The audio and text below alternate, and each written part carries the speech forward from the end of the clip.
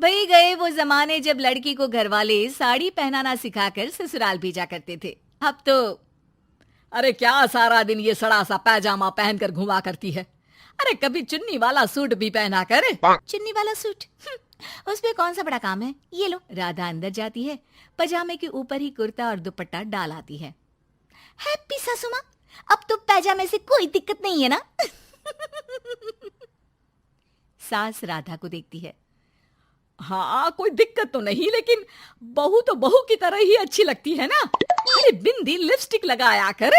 अगले दिन राधा पजामे के ऊपर ऊंची सी साड़ी पहनकर तैयार होकर आती है।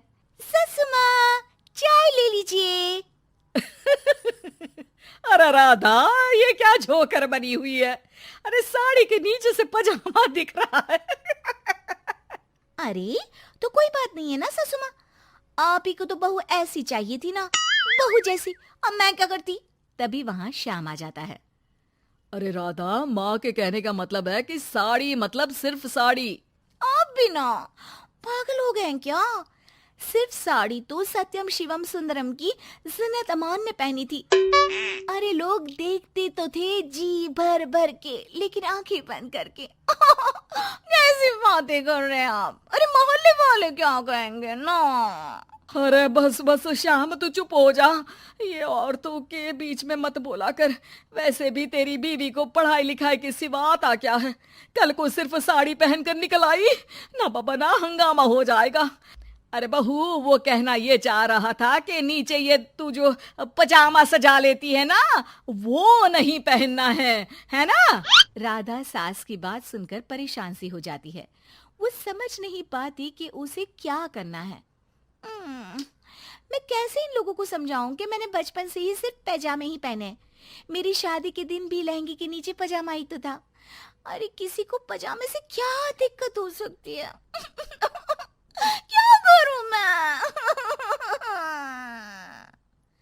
राधा रोने लगती है, जिसे उसका पति देख लेता है। अरे अरे मेरी प्यारी राधा, रो क्यों रही हो। अच्छा चलो, शाम को तुम्हें घुमाने लेकर चलता हूँ, और इतना ही नहीं, मैं तुम्हें शॉपिंग भी करवाऊंगा। राधा ये सुनकर खुश हो जाती है।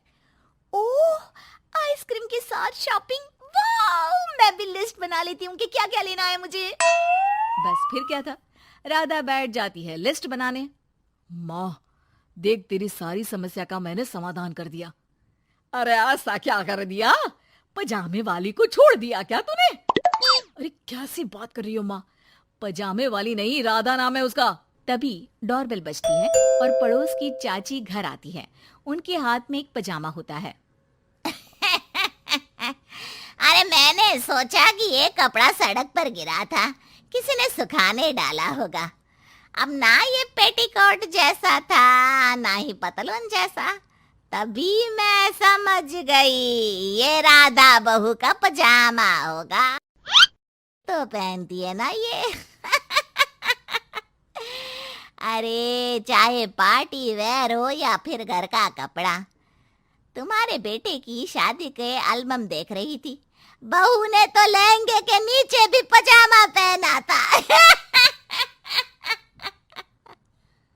ठीक है चाची, दे दिया ना पजामा। अब पजामा पुराण मत सुनाओ, चली जाओ। चाचा जी के खांसने की आवाज आ रही है, जाकर पानी दे आओ उन्हें। अरे हाँ हाँ, जोरू का गुलाम जा रही हूँ मैं। चाची के जाने के बाद, अरे अड़ोस पड़ोस वालों को बोलकर क्या फायदा होगा बेटा। अब तो घर मशहूर हो जाना ही है पजामे वाली बहू के नाम से। तभी वहां ससुर आ जाते हैं। अरे वो पीछे वाले घर के शर्मा जी ने तो घर के पोस्टल एड्रेस में यही लिखना शुरू कर दिया है, पजामे वाली बहू के घर के पीछे गली नंबर 7। अरे बस बस, आ गए तुम।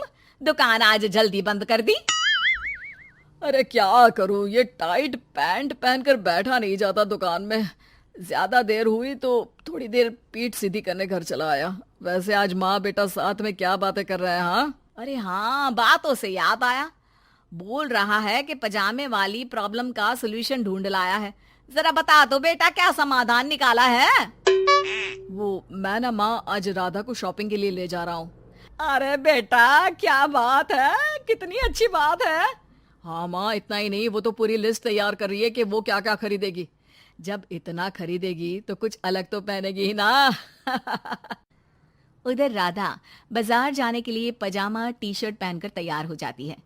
चलिए जी, मुझे काफी सामान लेना है। पति श्याम उसे बाजार ले जाता है, जहां राधा एक नहीं दो नहीं बल्कि 12 पजामे खरीदती है, वो भी अलग अलग रंगों के।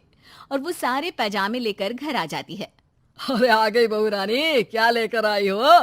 पिताजी ये देखिए, आपके लिए ये पजामा लेकर आई हूँ, प्योर खादी का है। पैंट लुक में इसे आप दुकान में भी पहनकर जा सकते हैं।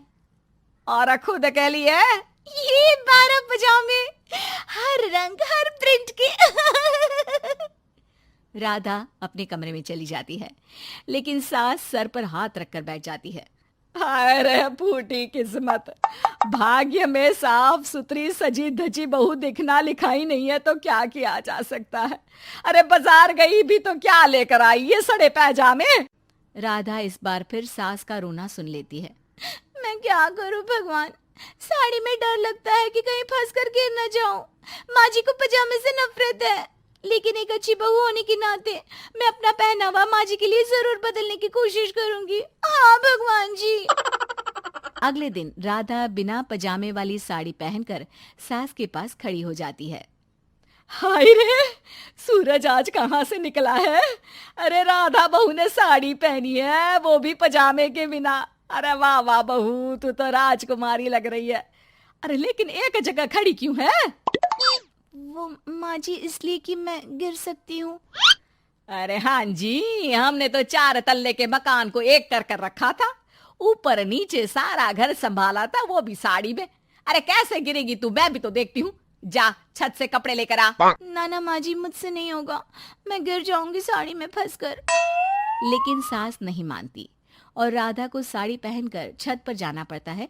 लेकिन जैसे ही वो सारे सूखे कपड़े लेकर उतर रही होती है तो सीढ़ियों से गिर जाती है। फिर क्या? ओह, इनको काफी गहरी चोट आई है, लगता नहीं कि... नहीं डॉक्टर साहब, ऐसा मत बोलिए। अरे सारी गलती मेरी है डॉक्टर साहब, मेरी बहू को बचा लीजिए। अरे हाँ, वो बच जाएंगी, लेकिन चोट भरने में देर लगेगी। धीरे धीरे राधा ठीक हो जाती है और एक दिन जब पहली बार वो ठीक होकर कमरे से बाहर निकलती है तो देखती है कि सास ससुर पति सब पैजामे पहनकर खड़े होते हैं। देखा बहू, कैसा लग रहा है ये पैजामा? वैसे बहू सही में ये बड़ा कंफर्टेबल है। हाँ, अरे अब तो इसे पहनकर मैं इतने आराम से दुकान में बैठता हूँ कि कितने ही ग्राहक क्यों ना आ जाए, फटाफट काम होता है। मुझे माफ कर दीजिए माँ जी, मैं साड़ी पहनने की पूरी कोशिश करूंगी। अरे नहीं बहू, मुझे माफ कर दे, तूने घर के लिए मेरे लिए बहुत त्याग किया। बेटा इंसान पहनावे से नहीं बल्कि अपने कुशल व्यवहार से सबका प्यार पाता है। हमें तो अब बस पजामे वाली ही बहू चाहिए।